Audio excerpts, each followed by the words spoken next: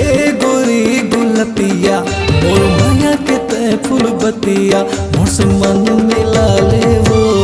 कट चाहिए रतिहा मोर से मन मिला ले वो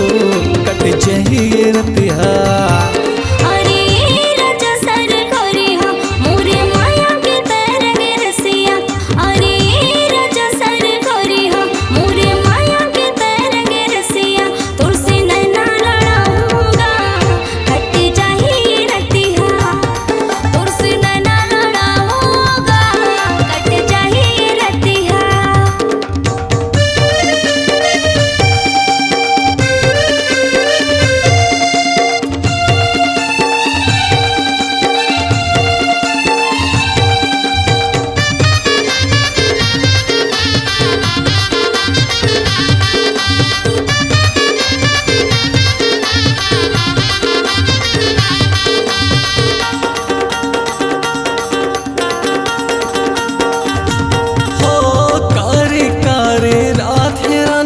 झिमिर झिमिर बरसात वो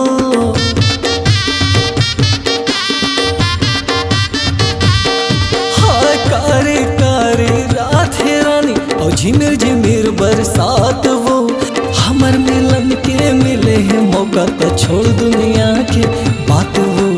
हमर मिलन के मिले है मौका तो छोड़ दुनिया के बातों। अरे ए रानी सरबतिया मोर माया के ते फूल बतिया अरे ए रानी सरबतिया मोर माया के ते फूल बतिया मोर संग अंग लगा ले वो कट चाहिए रतिहा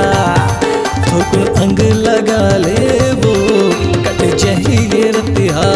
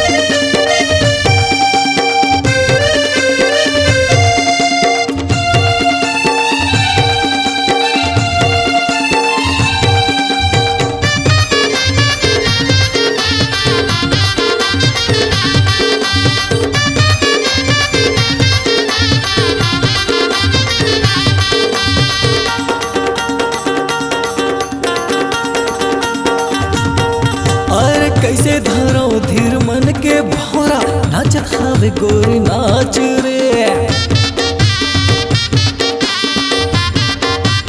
अरे कैसे धरो धीर मन के भौरा नाचत हावे गोरी नाच रे लुका छुपी के खेला खत्म बस हो हिचता खुल्लम आज रे अरे लुका छुपी के खेला खत्म बस हो हिचता खुल्लम आज रे अरे ए रानी सरबतिया मोर माया के ते फूल बतिया अरे ए रानी सरबतिया मोर माया के ते फूल बतिया आना रंग जमाले रे कट चाहिए रतिहा मोर संग न लड़ा ले